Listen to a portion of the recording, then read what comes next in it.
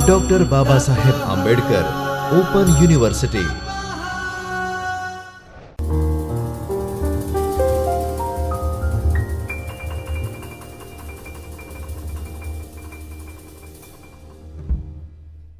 નમસ્કાર વિદ્યાર્થી મિત્રો, હું સિદ્ધરાજ દેસાઈ ડૉક્ટર બાબા સાહેબ આંબેડકર યુનિવર્સિટીના ચૈતન્ય સ્ટુડિયોમાંથી આપનું હાર્દિક અભિવાદન કરું છું. આજનો વિષય છે પોલિટિકલ સાયન્સ.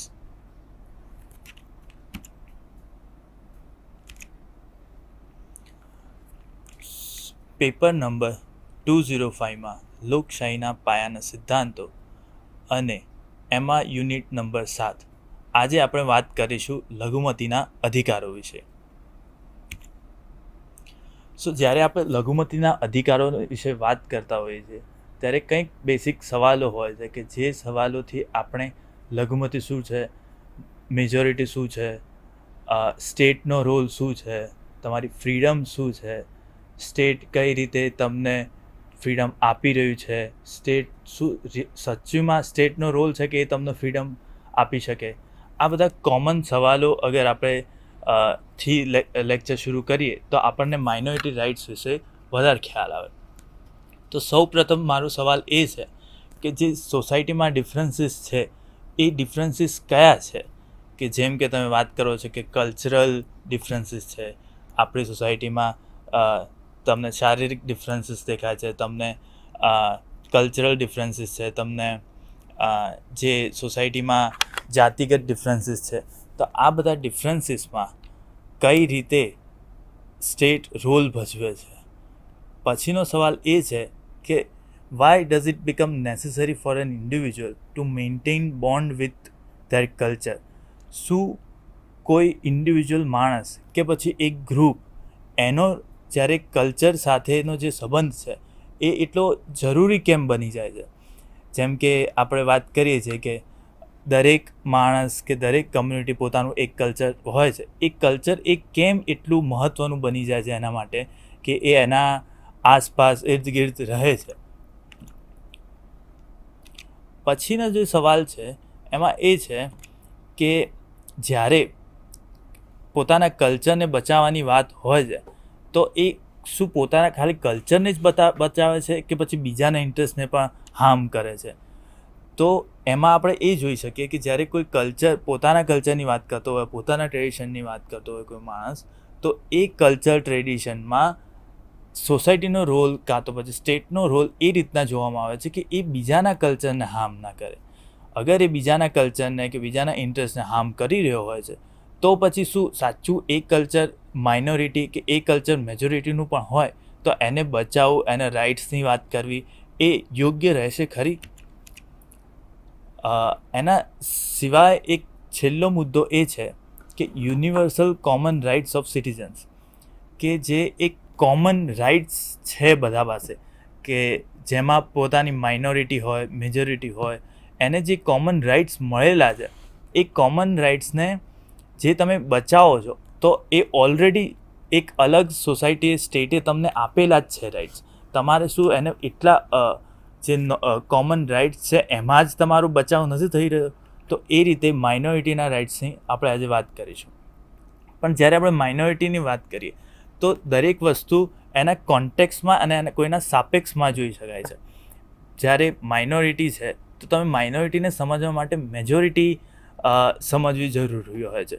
તો મેજોરિટી સોસાયટીમાં કયો રોલ ભજવે છે? મેજોરિટી સોસાયટીમાં શું હોય છે? તો જ્યારે કોઈ એક સાદી સમજ એમ છે કે માઇનોરિટી મતલબ સીધા તમે નંબર્સમાં વાત કરો છો કે કોઈ નંબરમાં ઓછું છે તો એ માઇનોરિટીમાં આવશે, કોઈ નંબરમાં મોટું છે તો એ મેજોરિટીમાં આવશે. પણ જ્યારે આ નંબરની ગેમ સિવાય પણ જે માઇનોરિટી કે જે મેજોરિટી છે એને પણ સમજવી જરૂરી છે. જેમ કે આપણે એવું માનીએ છીએ જનરલી સોસાયટીમાં કે એક જ્યારે તમે મેજોરિટી શબ્દ વાપરો છો તો તમને સોસાયટીમાં કોણ દેખાય છે? કે અગર આપણે ભારત દેશની વાત કરીએ તો મેજોરિટી મતલબ એક જ ધર્મના લોકો અને માઇનોરિટી મતલબ બીજા એક ધર્મના લોકો. હું નામ નથી લઈ રહ્યો, પણ જ્યારે આપણે મેજોરિટી માઇનોરિટીના વિશે વાત કરી રહ્યા હોય છીએ ત્યારે એક જ ધર્મના લોકો કાં તો એક જ ધર્મની જાતિના લોકો વિશે વાત કરતા હોય છે, પણ આ શું સાચે મેજોરિટી અને માઇનોરિટીનો ખ્યાલ બતાવે છે? કેમ કે અગર જો એ પર્ટિક્યુલર ધર્મના, પર્ટિક્યુલર કાસ્ટના, પર્ટિક્યુલર કોઈ કલ્ચર સાથે રિલેટ કરતા લોકો જ્યારે એ બીજાના સાપેક્ષમાં એને જોવામાં આવે છે, લાર્જર પિક્ચર જોઈએ છે જ્યારે, તો શું એ હર વખતે એ માઇનોરિટી મેજોરિટી જે ફિક્સ પહેલાં કરેલું તો એમાં જ રહેશે? તો આપણે જેમ કહીએ છીએ કે ભારત દેશ તો હિન્દુ રિલિજનના લોકો મેજોરિટીમાં છે અહીંયા, અને મોટા પાયે જોઈએ તો માઇનોરિટીમાં એક મુસ્લિમ રિલિજન આપણે લઈએ, તો શું આ મુસ્લિમ રિલિજન, હિન્દુ રિલિજન, આ જે ફિક્સ મેજર માઇનોરિટી છે એ ફિક્સ છે કે આને જ તમે એન્ડ માની લઈશું? તો એવું નથી હોતું. મેં સ્ટાર્ટિંગમાં કહ્યું એ પ્રમાણે દરેક વસ્તુને આપણે કોન્ટેક્સમાં જોઈએ છીએ, કૃષ્ણના સાપેક્ષમાં જોઈએ છે. તો અગર હિન્દુ અહીંયા મેજોરિટીમાં છે તો આસપાસની બીજી કન્ટ્રીઝમાં, એશિયામાં હિન્દુ માઇનોરિટીમાં પણ છે.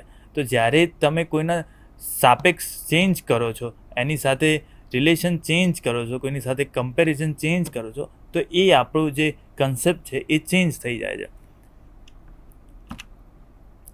હવે આપણે જોઈશું કે સ્ટેટ અને કલ્ચર. તો આમાં સ્ટેટનો શું રોલ છે કે જ્યારે આપણા કલ્ચરની, આપણા રિલિજનની, આપણા ધર્મની, આપણા જે ડેઇલી પ્રેક્ટિસીસ છે, કોઈ માણસ કહે છે કે આ બધું મારા કલ્ચરમાં કે એમાં આવે છે, તો સ્ટેટનો શું રોલ હોય છે આ બધી ભૂમિકાઓ ભજવવામાં?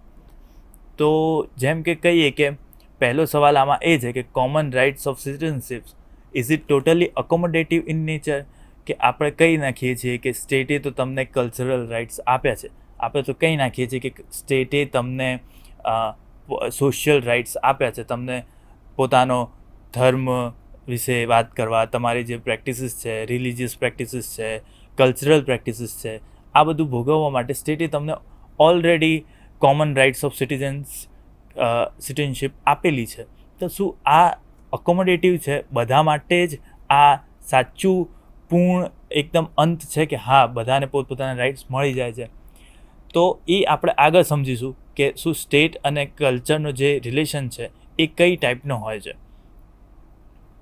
પછી એ છે કે કલ્ચરલ માર્કેટ સ્પેસ. હવે આ કલ્ચરલ માર્કેટ સ્પેસ શું છે?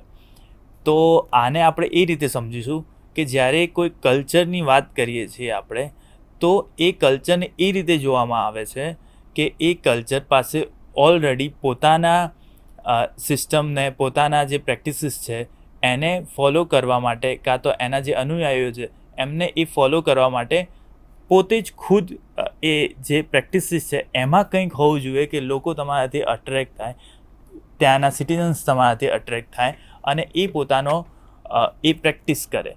પણ શું સાચું કોઈ કલ્ચરને પ્રોપગેટ કરવા માટે, કોઈ કલ્ચરને પ્રેક્ટિસ કરવા માટે ખાલી કલ્ચરનો જ રોલ હોય છે? શું સ્ટેટ એમાં કોઈ એનો ભૂમિકા ભજવતું નથી? તો આ આપણે પણ આગળ સમજીશું. પછી એ છે કે where should the state stand? Does it become necessary for state intervention? શું સાચે જ કોઈ કલ્ચર એના ખુદ પોતાની રીતે જ આગળ વધી શકે છે? શું સ્ટેટ હું જ્યારે સ્ટેટની વાત કરું છું તો સ્ટેટનો મતલબ એ છે કે જે આસપાસનું આપણું એડમિનિસ્ટ્રેશન છે, આસપાસની જે સરકાર છે, જે સરકારના બધા વિભાગો છે, તમે જે ઇન્સ્ટિટ્યૂટમાં કામ કરો છો એ ઇન્સ્ટિટ્યૂટ છે, તમે જે સોસાયટીમાં રહો છો એ સોસાયટીનું જે મેન્ટેન કરે છે એ છે. તો આ બધી સ્ટેટની ડેફિનેશનમાં શું સ્ટેટનો રોલ સાચે જ કલ્ચરને પ્રમોટ કરવામાં કાં તો કલ્ચરને ડિમોટિવ કરવામાં શું સ્ટેટનો રોલ સાચે હોય છે? તો આ પણ આપણે આગળ સમજીશું.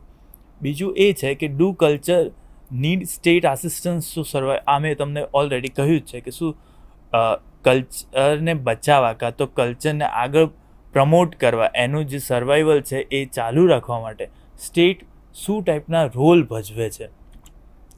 હવે આમાં એવું છે કે જ્યારે સમાજનો ભાગ એવું માને છે કે સ્ટેટ અને જે કલ્ચર છે, સ્ટેટ અને એથનિસિટી છે, એને સ્ટ્રિક્ટ સેપરેશન હોવું જોઈએ.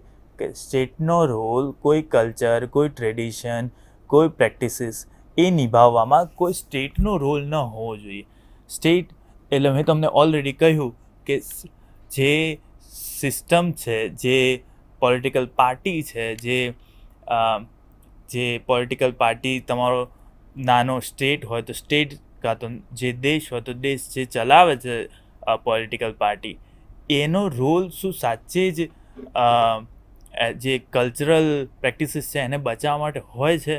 તો આમાં એ છે કે આ એક કે અમુક વ્યૂઝ એવા છે કે જે કહે છે કે ના, સ્ટેટ અને એથનિસિટીમાં સેપરેશન હોવું જોઈએ.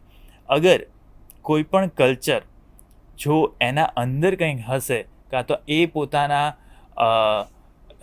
જે એના અનુયાયીઓ છે એને અટ્રેક્ટ કરી શકશે, તો એ પોતે ખુદ જ આગળ જશે. સ્ટેટનો રોલ ના એને ફંડિંગ કરવામાં, સ્ટેટનો રોલ ના એ કલ્ચર કે પ્રેક્ટિસીસને બચાવવામાં કંઈ એટલી જરૂર જ નથી હોતી. અને બીજું જે સમુદાય છે કે બીજી વ્યૂઝ જે છે એ એવું કહે છે કે જ્યારે સ્ટેટ રિસ્પોન્ડ કરે છે કલ્ચરલ ડિફરન્સીસને, તો એ જરૂરી બની જાય છે કલ્ચરલ ડિફરન્સીસને પ્રમોટ કરવા અને એને બચાવવા માટે.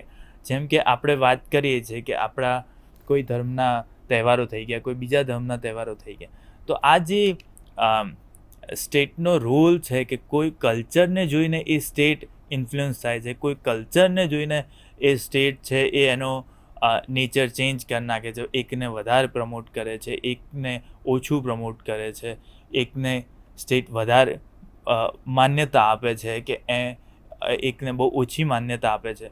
તો જે આ સ્ટેટનો રોલ હોય છે કે જે કોઈ પર્ટિક્યુલર કલ્ચર પ્રેક્ટિસીસને ભજવવામાં, એને મદદ કરવામાં, એને સાથે એ રીતે રિસ્પોન્ડ કરે છે કે એ કલ્ચર પોતાની રીતે જ ફ્લરિશ થાય છે. એ કલ્ચર, એ ટ્રેડિશન્સ, જે પ્રેક્ટિસીસ છે, જે ડિફરન્સીસ છે સોસાયટીમાં, એ પોતાની રીતે જ ફ્લરિશ થાય છે અને સ્ટેટના ઇન્ટરવેન્શનના કારણે એ કલ્ચર આગળ વધતું હોય છે. ઓપોઝિટ કે સ્ટેટ એ કલ્ચર, એ ટ્રેડિશન્સને વધારે ઉપર આગળ આવવા નથી દેતું, તો એ પણ અસરરૂપ બને છે. હવે આપણે જ્યારે માઇનોરિટી અને મેજોરિટીની વાત સમજી રહ્યા હોય છે, ત્યારે આપણે આસપાસના વિચારકો જે છે કે જે લોકોએ માઇનોરિટી મેજોરિટી પર કામ કર્યું છે એમના વ્યૂ થોડા જોઈશું. બીજું મારું કહેવું એવું છે કે આજનું લેક્ચર જે છે એમાં આપણે જે માઇનોરિટી છે, જે મેજોરિટી છે, એને ઇર્દગિર્દ જે સવાલો છે કે બેસિક સવાલો કે શું છે માઇનોરિટી, આપણે પહેલાં એ સમજી લઈશું. બીજું એ છે કે જ્યારે બહુ બધા પ્રકારો હોય છે માઇનોરિટીના, બહુ બધી જગ્યાએ માઇનોરિટી પ્રેક્ટિસ થાય છે, બહુ બધા સ્ટેટના લોસ છે, ઘણા બધા રૂલ્સ છે જે માઇનોરિટીને બચાવવા કાં તો માઇનોરિટીના ઇર્દગિર્દ સવાલોને જે એના ઇર્દગિર્દ સવાલો છે એને મદદરૂપ થાય છે કાં તો એને પ્રમોટ કરે છે. આ સવાલોને આપણે બીજા લેક્ચરમાં સમજીશું, પણ આજનો આપણું મુખ્ય હેતુ એ છે કે થોડા વ્યૂ આપણે પોતાના માઇનોરિટી અને મેજોરિટીને લઈને વિચારીએ અને થોડા વ્યૂ જે ઓલરેડી વિચારકો છે એમને આપેલા છે એ આપણે સમજીશું આજે. તો ભીખુ પારેખના જે વ્યૂ છે માઇનોરિટી રાઇટ્સ પર, એ શું છે એ આપણે આજના આમાં જોઈશું. અને આના પછી બીજા એક વિચારક છે જેના વ્યૂઝ માઇનોરિટીઝ પર કે જે મેજોરિટી પર કે જે બહુ મલ્ટીકલ્ચરલિઝમ છે એના ઉપર શું છે, તો આપણે એ સમજીશું. હવે ભીખુ પારેખનું કહેવું એવું છે કે જે કલ્ચરલ પ્લુરલિઝમ છે, કે જે બહુ બધા કલ્ચર છે, બહુ બધા કલ્ચર સાથે રહે છે, તો એમાં ભીખુ પારેખ એવું કહે છે કે cultural diversity as an intrinsic and valuable feature of modern society.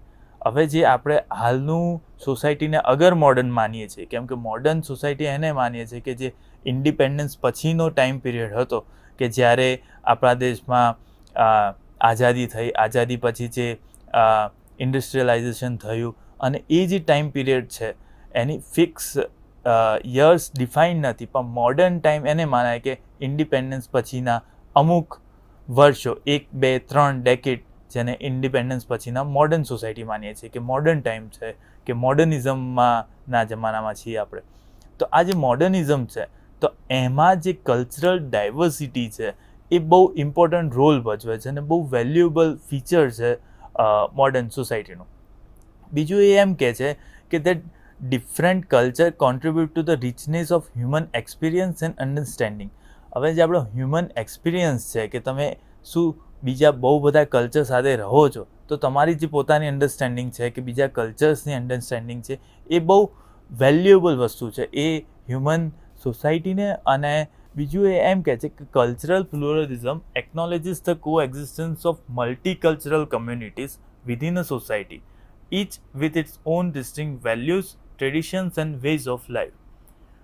પછી એમ છે કે recognition and respect. The need for recognizing and respecting the identities, contributions of minority groups. He believes that acknowledging the worth of different cultures is essential for social cohesion and justice. હવે આપણે જ્યારે સમાજમાં બહુ બધા differences સાથે બહુ બધા cultural, political, social, economical differences, economical opportunities, different opportunities એ સોશિયલ જસ્ટિસ સાથે અને એ જે ન્યાય સિસ્ટમ છે એની સાથે સરખું જવું જોઈએ. અને જો આ ડિફરન્સીસને અને માઇનોરિટીઝની આપણે રિસ્પેક્ટ અને એને રિકગ્નાઇઝ કરીએ. હવે રિકગ્નાઇઝનો મતલબ અહીંયા એવો થાય છે કે જ્યારે તમે કોઈ પણ નાનામાં નાનું મેં તમને સ્ટાર્ટિંગમાં જ કહ્યું કે કોઈ પણ નાનામાં નાનું કલ્ચર હોય એને નંબર ગેમમાં ના જોયા કરતાં એને પોતાને આપણે ઓળખીએ, એના કલ્ચરને સમજીએ અને એને જે રિકગ્નિશન જરૂરી હોય છે એ આપી અને એની રિસ્પેક્ટ સાથે કરીશું તો જસ્ટિસ સિસ્ટમ જે છે સોસાયટીમાં એ જસ્ટિસનો કન્સેપ્ટ બરાબર રીતે ચાલી શકશે. Mutual respect among diverse cultural groups is vital for maintaining harmony and fostering sense of belonging among minority communities. તો આ એમ જ કહે છે કે જ્યારે આ કલ્ચરલ ગ્રુપ સાથે તમે હાર્મની અને સેન્સ ઓફ બિલોંગિંગ ક્યારે આવશે કે જ્યારે તમે એને રિસ્પેક્ટ કરશો, મ્યુચ્યુઅલી રિસ્પેક્ટ અમોંગ ડાયવર્સિટી જે કરશો તમે, ત્યારે આ કલ્ચરલ હાર્મની એન્ડ બિલોંગિંગ તમને સોસાયટી એઝ અ હોલ દેખાશે. Intercultural dialogue. For Parekh, dialogue between different cultural groups is essential. He argues that through open and respectful dialogue, societies can address misunderstandings, reduce prejudices, and build mutual trust. Intercultural dialogue helps in understanding and appreciating the values and practices of other cultures, leading to more informed and inclusive policies. હવે આપણે જ્યારે બહુ બધા કલ્ચરમાં, બહુ બધા ટ્રેડિશન્સમાં સાથે રહેવાનું બને છે તો ઘણી વખતે એ એટલું ક્રુશિયલ બની જાય છે કે તમે સંવાદની એક જગ્યા બચતી નથી. બે અલગ અલગ કલ્ચર છે તો એ કલ્ચર વચ્ચે અગર જો સંવાદની જગ્યા નથી હોતી તો બહુ બધા કોન્ફ્લિક્ટ ઊભા થાય છે.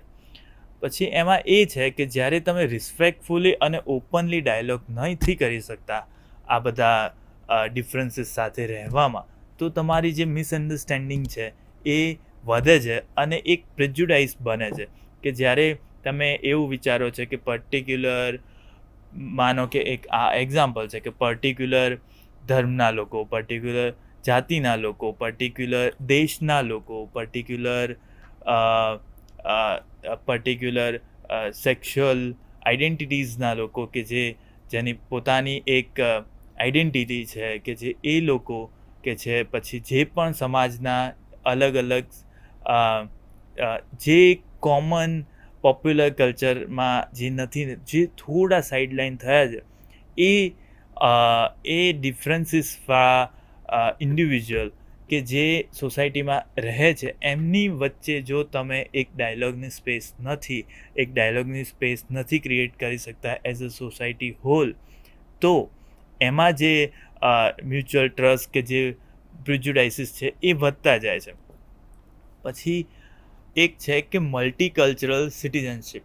હવે મલ્ટીકલ્ચરલ સિટીઝનશીપ એ છે કે જે ટ્રેડિશનલ નોશન ઓફ સિટીઝનશીપ છે એની બહુ આગળ જતું રહે છે કે it includes the recognition of cultural rights and the accommodation of cultural differences within the political and legal framework of the state. તો આમાં એ કહે છે ભીખુ પારેખ કે કલ્ચરલ રાઇટ્સ અને જે કલ્ચરલ ડિફરન્સીસ છે, ભલે એ પોલિટિકલ હોય, ભલે એ ઇકોનોમિકલ હોય, ભલે એ લીગલ હોય, એ જે એનું ફ્રેમવર્ક છે એમાં ટ્રેડિશનલ જે વિચાર છે કે સિટીઝનશિપની એ અલગ હોવી જોઈએ. તો કે મલ્ટીકલ્ચરલ સિટીઝનશિપ હોવી એ એક આઈડિયલ ગણાય છે. પછી he advocates for policies that allow minority groups to maintain their cultural identities while participating fully in the political and social life of the country. તો આમાં એ છે કે જ્યારે મેજોરિટી માઇનોરિટી વચ્ચે કલ્ચરલ આઇડેન્ટિટીઝ જે છે એ પોલિટિકલ અને સોશિયલ લાઈફમાં જે પોલિસીસ છે એને પણ મલ્ટીકલ્ચરલ સિટીઝનશીપ હોય તો એને સહયોગરૂપ હેલ્પફુલ બની રહે છે. જેમ કે આપણે જોઈએ કે ઘણી વખતે આપણે એ સમજીએ છીએ કે કઈ જગ્યાએ રમખાણો થાય છે, કઈ જગ્યાએ રમખાણો સિવાય કંઈક બે કમ્યુનિટી વચ્ચે કંઈક સારી રીતે વ્યવહાર થતા નથી એમના, કે પછી જ્યારે કોઈ નવું કોન્સ્ટિટ્યુશનલ કંઈક નવું ફ્રેમવર્ક, લીગલ ફ્રેમવર્ક હોય છે સ્ટેટનું, કે જેમ કે હમણાં આપણે વાત કરી કે CA આવ્યું હતું, NRC આવ્યું હતું, તો આમાં જે સ્ટેટનો રોલ છે કે જે દરેક કમ્યુનિટીના લોકોને રિપ્રેઝન્ટેશન મળે છે કે નહીં, તો આ અગર જો મલ્ટીકલ્ચરલ સિટીઝનશીપ નું કન્સેપ્ટ આપણે મગજમાં રાખીને આગળ વધીએ છીએ તો એ એઝ અ સોસાયટી અને એઝ અ સ્ટેટ બહુ બધા ડિફરન્સીસ સાથે, બહુ બધા ઓલરેડી એસ્ટાબ્લિશ જૂના કલ્ચરલ પ્રેક્ટિસીસને અકોમોડેટ કરવામાં મદદરૂપ થાય છે. Balancing unity and diversity. Parekh believes in the importance of balancing national unity with cultural diversity. આપણે કહીએ છીએ કે ભારત એ વિવિધતામાં એકતા છે. આપણે તો વિવિધતા જે છે એ વિવિધતામાં એટલું નાનાપણું ના હોવું જોઈએ કે અમુક પ્રકારની જ વિવિધતા સ્ટેટ માન્ય રાખે છે અને અમુક પ્રકારની જ વિવિધતા સ્ટેટ એને રિકગ્નાઇઝ કરે છે. He argues that a cohesive society does not require cultural homogeneity but rather a shared commitment to common political values and institutions. He emphasized that fostering a sense of belonging among minority groups does not necessitate the erosion of the distinct cultural identities. આ એમ કહે છે કે જે sense of belonging છે among minority groupsમાં does not necessitate the erosion of their distinct cultural identities. એમનો બીજો એક point એ છે, અને આ કદાચ એમનો લાસ્ટ પોઈન્ટ છે, કે જે ક્રિટિક ઓફ એસિમિલેશન છે. Parekh is critical of assimilationist policies that demand minority groups to abandon their cultural identities in favor of dominant culture. He views that such policies as unjust and counterproductive, leading to alienation and resistance. હવે જ્યારે કોઈ પોલિસીઝની વાત કરીએ છીએ તો culture અને સમાજના જે પ્રેક્ટિસીસ છે એમાં જે મેજોરિટી કે જે ડોમિનન્ટ કલ્ચર છે એમની પોલિસીઝને કાં તો એમને ખુશ રાખવા માટે, કાં તો એમને જે યોગ્ય લાગે છે એ પોલિસીઝને જ પ્રમોટ કરવામાં માઇનોરિટીની જે કલ્ચરલ આઇડેન્ટિટીઝ છે એને હાર્મ પહોંચે છે. અને એ હાર્મ એ તમે રેઝિસ્ટન્સમાં કાં તો એલિયનેશન જે છે પોતાની માઇનોરિટી કમ્યુનિટીઝમાં, કે જે અંદર છે એવું માને છે કે આપણે આ સમાજમાં, આપણે આ સોસાયટીમાં રહેવા યોગ્ય નથી, કે આપણે આ સોસાયટી આપણને એલિયનેટ ફીલ કરાવે છે. તો એ આ જે એસિમિલેશનનો છે એને ક્રિટિક કરે છે Parekh.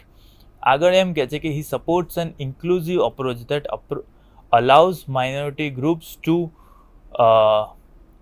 function their cultural heritage while engaging with the broader society. જે એમના માઇનોરિટી ગ્રુપ્સ છે અને એમના જે કલ્ચરલ હેરિટેજ છે એમને એન્ગેજ કરવામાં લાર્જર સોસાયટીમાં એ બહુ ઇમ્પોર્ટન્ટ બની જાય છે કે એ ડિફરન્સીસ સાથે રહી શકે. હવે આપણે હાલ વાત કરી ભીખુ પારેખના વ્યૂઝ માઇનોરિટી પર અને મલ્ટીકલ્ચરલ સોસાયટી પર. હવે આપણે વાત કરીશું વિલ કિમલિકાના જે અન્ડરસ્ટેન્ડિંગ છે માઇનોરિટી પર.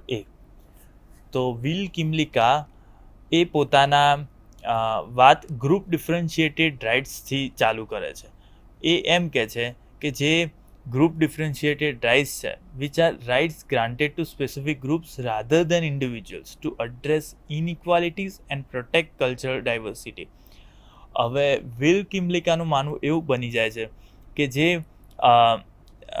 આપણે કોઈ પર્ટિક્યુલર ઇન્ડિવિજ્યુઅલ માણસને ઇન્ડિવિજ્યુઅલ રાઇટ્સ ઓછા આપતા ગ્રુપને વધારે રાઇટ્સ આપીએ, અને આ જે ગ્રુપ ડિફરન્શિએટેડ રાઇટ્સ છે એમાં એનો મતલબ એ બની જાય છે કે જે એક ગ્રુપ છે એના રાઇટ્સ થોડા અલગ હોઈ શકે કેમ, અને બીજું એક ગ્રુપ છે એના રાઇટ્સ થોડા અલગ હોઈ શકે. બંનેના રાઇટ્સને સેમ કરવાની જરૂર નથી, પરંતુ એના કલ્ચરલ, એની પ્રેક્ટિસીસ અને એના રાઇટ્સને જોતાં આપણે એને એક અલગ રાઇટ્સ આપીએ છીએ, અને બીજા ગ્રુપની પ્રેક્ટિસીસ, બીજા ગ્રુપની વેલ્યુઝ, બીજા ગ્રુપની જે કલ્ચરલ નોર્મ્સ છે એને જોતાં એને અલગ ટાઈપના આપણે રાઇટ્સ આપીએ. તો જે આ ગ્રુપ ડિફરન્શિએટેડ રાઇટ્સ છે એ આ સમજાવે છે આપણને. These rights can include self-government rights for national minorities and multicultural integration policies for ethnic minorities. તો આ જે રાઇટ્સ છે એ self government rights national minorities છે એમના માટે, અને જે એથનિક માઇનોરિટીઝ છે એમના માટે જે પોલિસીસ છે એને મદદરૂપ થઈ શકે છે ગ્રુપ ડિફરન્શિએટેડ રાઇટ્સ. તો આ જે કન્સેપ્ટ છે આપણે એ સમજીશું ગ્રુપ ડિફરન્શિએટેડ રાઇટ્સ. પછી કે એ વાત કરે છે મલ્ટીકલ્ચરલ સિટીઝનશીપ પર, કે it involves recognizing the rights of cultural groups within a liberal democratic framework. He argues that traditional notion of citizenship must be expanded to include cultural rights, ensuring that minority groups can maintain their distinct identities while participating fully in society. પછી એમનો point છે liberal multiculturalism પર. Kymlicka promotes a form of multiculturalism that is consistent with liberal values, emphasizing on individual autonomy and freedom. કે જે liberal મલ્ટીકલ્ચરલિઝમ છે. હવે જે મલ્ટીકલ્ચરલિઝમ ની વાત કરીએ છીએ તો મલ્ટીકલ્ચરલિઝમ ખાલી માઇનોરિટી રાઇટ્સ કે મેજોરિટી રાઇટ્સની વાત નથી કરતું. મલ્ટીકલ્ચરલિઝમ એમ કહે છે કે જે સોસાયટી છે, જે સ્ટેટ છે, એમાં બહુ બધા ટાઈપના જે કલ્ચર છે એને કોઈ એક કલ્ચર કાં તો કોઈ એક આઈડેન્ટિટી સાથે જોડ્યા વગર એને જ અલગ અલગ કલ્ચર્સને પ્રમોટ કરે છે સ્ટેટ, કે સ્ટેટમાં બધા ટાઈપના કલ્ચર્સને એક અકોમોડેશન મળે એવી સોસાયટીની વાત હોય તો ત્યારે મલ્ટીકલ્ચરલિઝમ સોસાયટી કહી શકાય. હવે લિબરલ મલ્ટીકલ્ચરલિઝમનું માનવું એવું છે કે જે protecting minority cultures should not infringe upon the basic human rights and individuals which within those cultures. Liberal multiculturalism seek to protect minority cultures in ways that are compatible with liberal values such as freedom, equality, democracy. હવે liberal મલ્ટીકલ્ચરલિઝમ એ છે કે જે liberal values છે. હવે આપણે માનીએ છીએ કે જે લિબરલ વેલ્યુઝ શું છે સમાજની કે સ્ટેટની, તો એવો સ્ટેટ, એવો સમાજ કે જે ફ્રીડમ છે, ઇક્વાલિટી છે, ઇન્ડિવિજ્યુઅલ ફ્રીડમ છે, જે ડેમોક્રેસી છે. અને જ્યારે આપણે આ ફ્રીડમ, ઇક્વાલિટી, ડેમોક્રેસીવાળા સમાજની વાત કરતા હોઈએ છીએ તો એ લિબરલ સમાજ માની શકાય, કે જ્યાં સ્ટેટ વધારે પડતી જે ઇન્ડિવિજ્યુઆલિટી છે સ્ટેટના લોકોની એને ધ્યાને રાખીને એના જે રાઇટ્સ છે, એની જે ફ્રીડમ છે એને પ્રમોટ વધારે કરે છે, એને માન્યતા વધારે આપે છે. તો આ લિબરલ મલ્ટીકલ્ચરલિઝમ જે સ્ટેટ હોઈ શકે એ માઇનોરિટી કલ્ચર્સને બી એ રીતે પ્રમોટ કરે છે જેથી એનું જે બેસિક નોશન છે કે ફ્રીડમ, ઇક્વાલિટી, ડેમોક્રેસી, રાઇટ્સ આ બધું જળવાઈ રહે. Justice and equality. Kimlicka argues that justice requires recognizing and accommodating cultural diversity because cultural membership is essential to individual well-being. He believes that true equality involves not only treating individuals the same but also respecting and supporting their cultural identities. આપણે પહેલાં જે રીતે વાત કરી કે જ્યારે સોસાયટીમાં સમાજમાં આપણે જસ્ટિસની વાત કરતા હોઈએ છીએ, જ્યારે સોસાયટી સમાજમાં આપણે ઇક્વાલિટી છે કે નહીં એની વાત કરતા હોઈએ છીએ, તો આ જે કલ્ચરલ ડાયવર્સિટી છે કે કલ્ચરલ મેમ્બરશિપ જે છે એ કેટલી ઇન્ડિવિજ્યુઅલના વેલબિંગ માટે જરૂરી બની જતી હોય છે. He believes that true equality involves not only treating individuals the same but also respecting and supporting their cultural identities.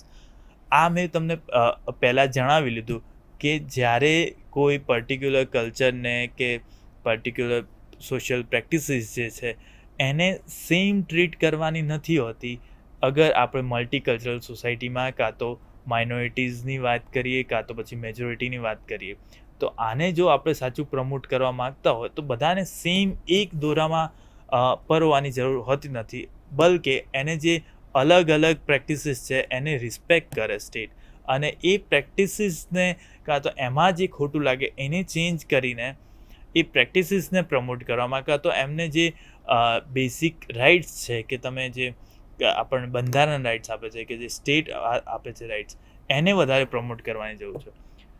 પછી આનો અંતિમ મુદ્દો એ છે કે integration and accommodation for ethnic minorities. Kimlicka supports policies that help integrate them into the broader society without forcing them to assimilate and abandon their cultural practices. For national minorities, he supports a more substantial form of accommodation that may include self-governance and political autonomy. Will Kymlicka અને ભીખુ પારેખ આમના views આપણે minorities પર શું છે કે જે multicultural society પર શું છે એ હવે એ સમજ્યા.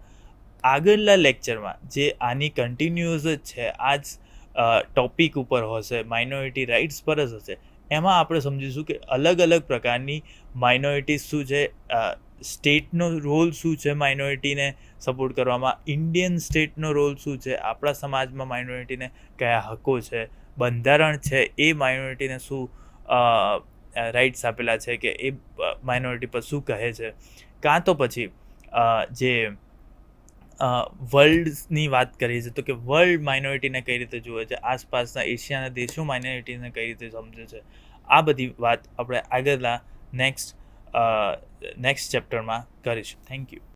स्वाध्यायः परमः